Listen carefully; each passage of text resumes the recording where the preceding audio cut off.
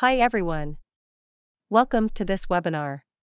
Today, we will be discussing the Hipot tester and the 10 most commonly asked questions about electric safety testing. We will provide simple and clear explanations for each of these questions. We hope that you will find this webinar informative and useful. This is the outline today. Except the 10 FAQ, we will talk about the IEC standards introduction and our GPT 10,000 series of compliance with IEC standards. And we will share the useful functions of tester for test planning and the equipment deployment. The high potential test, also known as the Hipot test, is an important electrical test that assesses the ability of an electrical component to withstand high voltage. It involves a withstanding voltage test, insulation test, and grounding resistance test.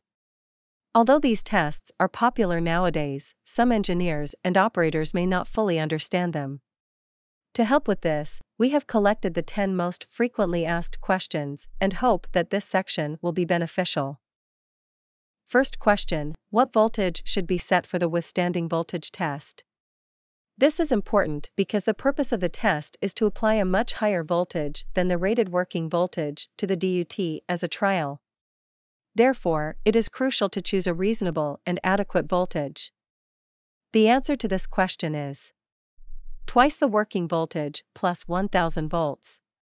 For example, if the working voltage is 220 volts, the voltage should be set as 1440 volts for testing. This is the common withstanding voltage test formula. The additional 1000 volts is the anticipated maximum potential transient overvoltage based on the Category 3. Question 2. What is the most commonly used test voltage for withstand testing? There are 3 types of voltage: AC voltage, DC voltage, and impulse voltage, but which one is most commonly used for testing? The answer is AC voltage. AC is the most commonly used type of electrical power because it closely mimics the actual electricity environment. However, AC and DC voltage behave differently in capacitive circuits, so we need to provide further explanation in response to this question in next page. This figure is an equivalent circuit of the device under test, DUT. On the left, we can see the test voltage provided by the Hipot tester. The current flows through the DUT and is divided into resistive current, IR, and capacitive current, IC. There is a current meter marked A at the bottom to measure the dielectric current. This is the basic concept diagram for the withstand test, applying a high voltage, measuring and monitoring the change in dielectric current. Now let's see the difference between AC voltage and DC voltage. Left figure shows the AC voltage mode. If we apply AC voltage, since the polarity of the test voltage is switching constantly by 60 Hz or 50 Hz, so the capacitive current IC remains a steady state level and never goes to zero during the test. Because the capacitor never becomes fully saturated, the current is allowed to flow back and forth constantly without blocking. It means the leakage current is equal to the sum of resistive current IR and capacitive current IC. Now let's see the right figure. It shows the DC voltage mode. If we apply DC voltage, since the polarity is fixed, the capacitor will get fully charged, then block the current flow during the test. It means the leakage current is equal to the resistive current IR only. It also means the DC voltage is more accurate to the AC voltage, because we only want to monitor the change of resistive current IR. This is an important advantage of DC voltage. Although the DC is more accurate, we cannot ignore the fully charged capacitor. It needs the discharge action to release the accumulated electric charge to ensure the safety. We have created a chart to compare AC and DC test modes. AC mode is preferred for acceptance because it matches the actual electricity environment that is commonly accepted. DC mode is better for accuracy since it displays pure resistive current, which is ideal for monitoring. AC mode is better for range as it uses both polarities, whereas DC mode is safer because of the lower current during testing. Additionally, AC mode is better for discharge since it does not require it. The chart provides an overview of the main differences between AC and DC test modes. Question 3. How long should the test time be set? For time settings, there are typically two kinds. The first is called type test, which confirms the main and basic design criteria of a production lot and is usually set for 60 seconds. The second is called routine test, which is carried out on every product manufactured in the factory and is usually set between 1 to 3 seconds. Question 4. How to choose the output capacity of the tester? There are two typical standards: 500 VA and 100 VA. For 500 VA capacity, it is usually required in R&D unit or the laboratory of the third-party manufacturer. To conduct the destructive testing, the engineer usually needs the capacity more than 200 VA at least. For 100 VA capacity, it is commonly used in routine test of the production test. Question 5. What is the definition of insulator and insulation breakdown? This question seems simple, but it is worthy and necessary to dig out this topic. According to the definition of Wikipedia, an electrical insulator is a material in which electric current does not flow freely. This definition is simple and clear. But, what is insulation breakdown? This question is not often discussed, and most people may not be able to respond to this question promptly. Here we find the definition. According to the IEC, it says, insulation breakdown is considered to have occurred when the current that flows as a result of the application of the test voltage rapidly increases in an uncontrolled manner, that is, the insulation does not restrict the flow of the current. The very important sentence is rapidly increases in an uncontrolled manner. It means, even if the current is rising, but it is stable and under control, it cannot be regarded as an insulation breakdown. The purpose of a dielectric test is not to evaluate the amount of leakage current, but rather to monitor the behavior of current rising. Only a sudden and dramatic increase in current can be judged as an insulation breakdown. Question 6.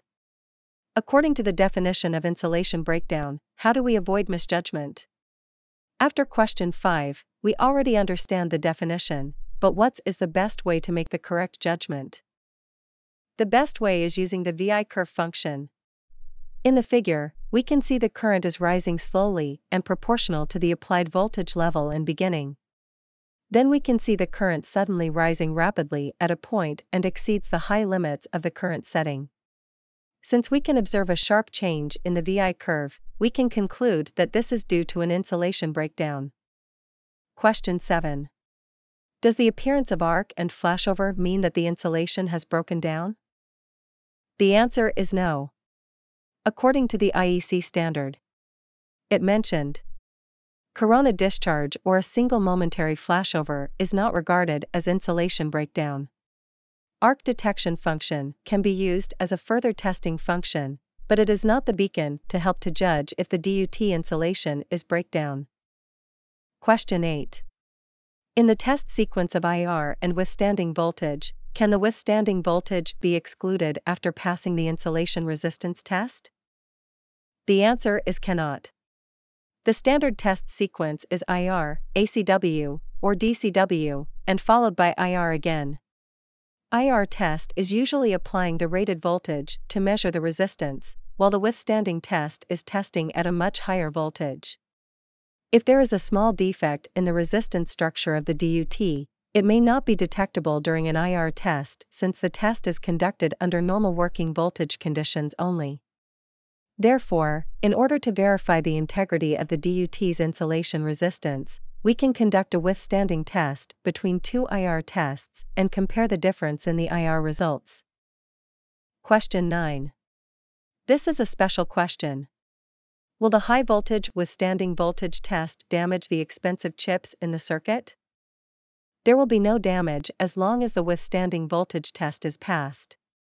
Based on this question, there is a related topic we can talk about.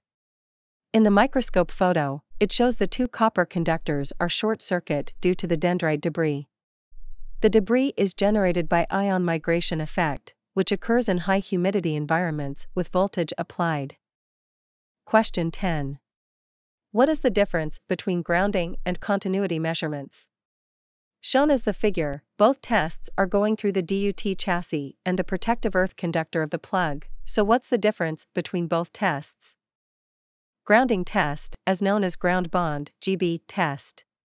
It applies high current to verify if the ground wire is capable of handling excessive current. Continuity test verifies the connection of grounding path by applying low current from the chassis to the ground pin. It usually performed in Class 1 product. In short, the applied current is different. GB is checking the capability to carry high current. Continuity is checking the connection by low current.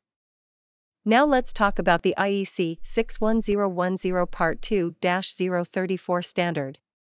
We will not go through the detail here, we only introduce the key points. We will address this topic in 3 steps: what, why, and how. What is this standard? This standard describes the safety requirements for electrical equipment for measurement, control, and laboratory use.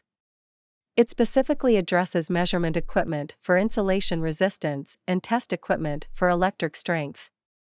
Why is this standard important? Because it pertains to safety.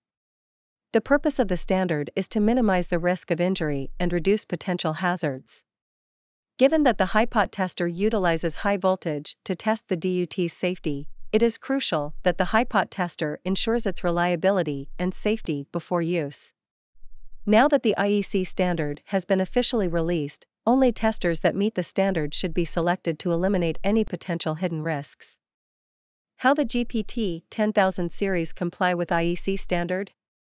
Our engineering team improves multiple aspects of design and adding safety function to make the GPT-10000 series becomes the world's first safety analyzer, conforming to this IEC standard. Next, let's introduce how GPT-10000 series comply with the IEC standard. First is component design change. For the high voltage relay and transformer, we change the design to meet the requirement of double insulation. Second is mechanical design changes. This photo shows the connection part of high voltage output probe. We change to the new design to meet the double insulation requirement. Third is the circuit design. In left figure, we add 2 protect resistors to isolate a danger voltage from high voltage side matching with the requirement of double insulation. In right figure, we redesign the layout of PCB to increase the creepage distance to 50 mm to meet double insulation. Fourth, we add a 56K ohm discharge resistor. It is for the DC withstanding test. If the DUT has a large capacitor, it needs the discharge action to release for safety. Fifth, we add the output indicator to aware the operator. Sixth, we add 2 new mechanisms for safety. One is the grounding check. If grounding check fails, the output will be disabled. The other is the start button. The start button has to be pressed and hold for 1 second to trigger the output. This function can avoid the wrong trigger if pressed by mistake. This function can be turn on or turn off in the utility setting. Now let's go to next section. This section we are going to talk about the test planning and equipment deployment from R&D to production testing. First, the safety analyzer must have the VI curve scanning function to confirm insulation breakdown. This is a standard equipped function for GPT-10000 series.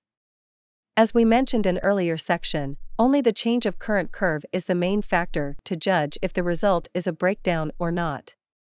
For the research and development stage, this function becomes a must-have tool.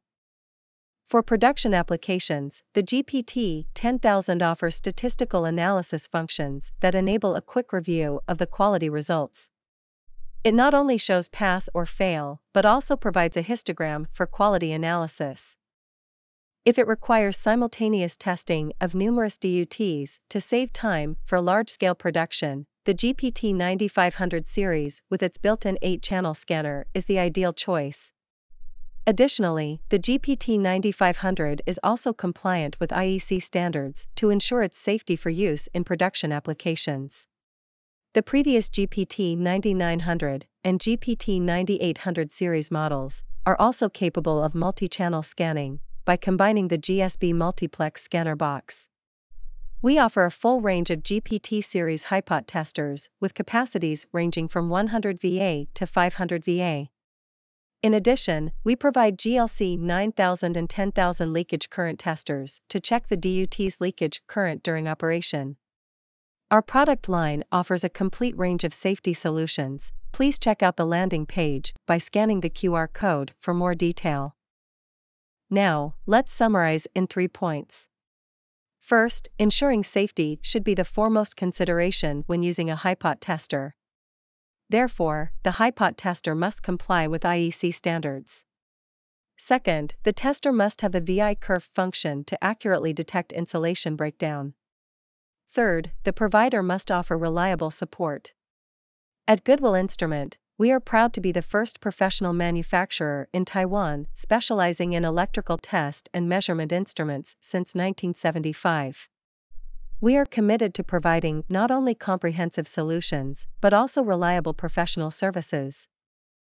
If you're interested in today's topic and need further information, please download the white paper by the QR code for reference. This is our official YouTube channel. Please subscribe to stay updated with our latest product videos and informative news. In the last, we would also appreciate it if you could take our questionnaire to provide feedback on this webinar. If you have any further questions or need assistance, please don't hesitate to contact us. Thank you for joining today.